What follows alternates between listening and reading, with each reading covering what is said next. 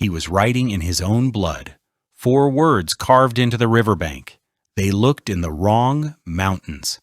Before we dive deeper into this mystery, hit that like button and subscribe if stories like this pull you in. Drop a comment and tell us where you're watching from. It's always amazing seeing how far these stories travel. August 22nd, 2018. Francesca Sullivan takes a selfie. She's grinning, sunglasses pushed up on her head, wind in her hair. Behind her, a turquoise lake, snow-dusted peaks, her red BMW motorcycle loaded with everything she needs for 2 months on the road. The text to her mom is short. Made it to the top of the world. Unbelievable. Love you. That photo haunts her family now because it's the last time anyone heard from her. 27 years old, solo motorcycle trip across America. One rule, call home every single night, no exceptions. Day 1, no call. Her mom tells herself it's fine. Colorado mountains. Spotty service. She'll call tomorrow. Day 2. Phone goes straight to voicemail. Texts won't deliver. That frozen social media feed. The last post from 3 days ago, smiling at the camera. The house goes quiet. Everyone's thinking it. Nobody's saying it. Day 3. Mark Sullivan picks up the phone. His hands are shaking. He calls the Hinsdale County Sheriff's Office. His voice cracks when he says the words, "I need to report my daughter missing." Detective David Miller takes the case. He's seen this before. Experienced writer. Treacherous mountain roads, sharp curves, loose gravel. One mistake, and you're tumbling down a canyon hidden under pine trees, invisible from above. The search begins. Civil Air Patrol flies grid patterns. Deputies drive every mile of the Alpine Loop. They're looking for broken guardrails, skid marks, a flash of red paint against the green mountainside. They find nothing. Here's where it gets disturbing. At a motel in Lake City, the owner remembers Francesca. She stayed one night, bright energy, told him about her trip. But she also mentioned something else. A weird encounter at the gas station. A man. Too many questions. Where you headed? You traveling alone? That's a valuable bike. She laughed it off, but it made her uncomfortable. Miller pulls the security footage. There she is, blue jacket, red bike. A tall man in a dirty baseball cap approaches. No audio, but you can read it in her body language. She's polite, but distant. He's leaning in too close. They find the man 2 weeks later, working a cattle ranch in Wyoming. He's cooperative, genuinely shocked she's missing. Just a motorcycle enthusiast, he says, wanted to see the BMW up close, and his alibi checks out, time cards. His foreman confirms it. He was 300 miles away when Francesca vanished. Another dead end. September becomes October. Snow blankets the San Juans. Any evidence, skid marks, a discarded item, even the motorcycle itself is now buried under feet of white. The search is suspended, Detective Miller makes the call to Francesca's parents. The silence on the other end says everything, but I haven't told you the worst part yet. Spring 2019. Mark and Eleanor Sullivan drive 1,800 miles from Pennsylvania to Colorado. They convert a motel room into a command center, print thousands of flyers. They drive the same roads Francesca rode, but they see no beauty. Every curve is a potential accident site. Every drop-off, a possible grave. They stop at every town, every gas station. Tack flyers to bulletin boards. Some people remember the case. Others look annoyed by the intrusion. Each conversation is a fresh wound. While they search the physical world, the internet explodes. Motorcycle forums, true crime threads. Amateur detectives analyze her last photo frame by frame. They calculate sun angles, debate mountain profiles. Some theories are plausible. Others veer into wild speculation. Mark Sullivan reads every comment, every night, long after his wife goes to bed. The forums are torture, strangers imagining his daughter's final moments in lurid detail, but he can't look away. Maybe someone will find what everyone else missed. Years pass. 2, 3, 5, fall 2021. A tip comes in. A tourist in Arizona thinks she saw Francesca, working as a waitress in a dusty diner. Same age, same hair, same sadness in her eyes. Eleanor lets herself imagine the reunion. Mark allows himself to hope. Just for a moment. A deputy drives to the diner, talks to the waitress, shows her the flyer. The woman stares at the photo, pulls out her driver's license. Different name, different birth date. She's a local, single mother, 2 jobs. The sadness is her own.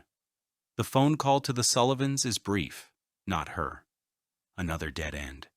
The hope they'd allowed themselves makes the loss more brutal, like losing their daughter all over again. By 2023, the case is frozen. 6 years gone. Detective Miller's retired. The flyers are bleached by sun or torn down. The online forums have gone quiet. The world has moved on. But the Sullivans remain trapped in August 2018. The not knowing is a physical weight, a permanent ache. And that's when everything changed. Summer 2024. Historic monsoons slam the American Southwest. The Rio Grande swells into a churning beast. Mud-brown water. The roar of grinding boulders. The river tears at its banks, reshapes its bed, tosses debris like toys.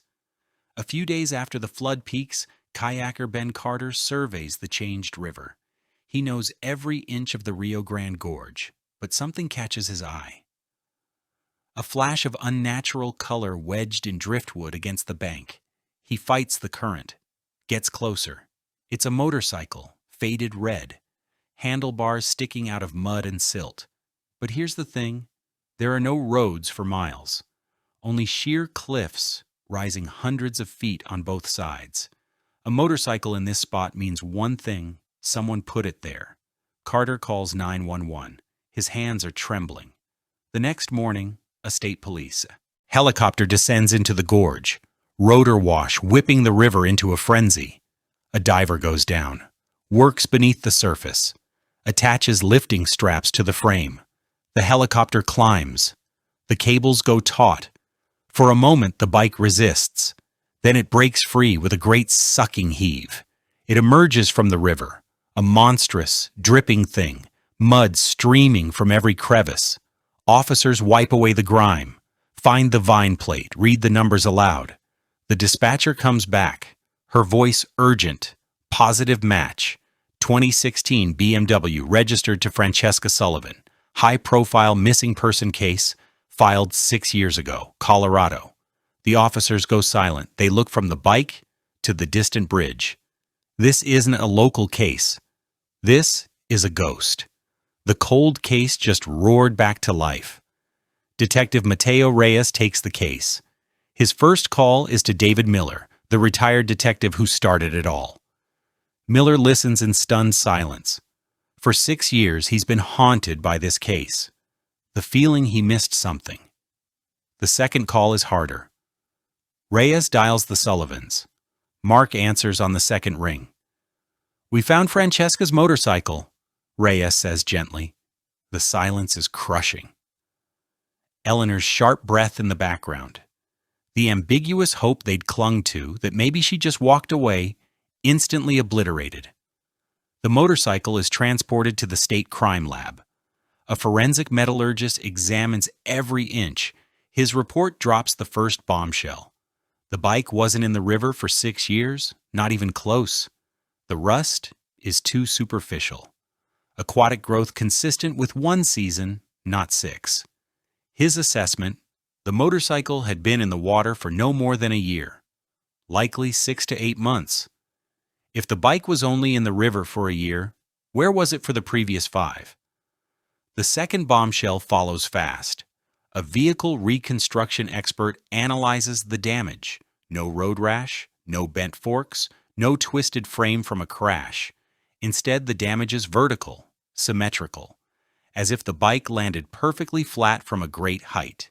His conclusion: the damage profile is consistent with a free-fall impact from significant height into water. Reyes pulls up a map. The recovery spot is a quarter-mile downstream from the Rio Grande Gorge Bridge. The bridge deck stands 650 feet above the river. Someone pushed this motorcycle off that bridge. The timeline shatters. Francesca disappeared in 2018. Her motorcycle didn't. Someone kept it for 5 years. Then, in late 2023 or early 2024, drove it to the middle of that bridge, in the dead of night, and sent it plummeting into the abyss. Calculated disposal. The case is reclassified. Active homicide investigation. Technicians begin tearing down the bike piece by piece. Days into the teardown, a young tech removes the air filter.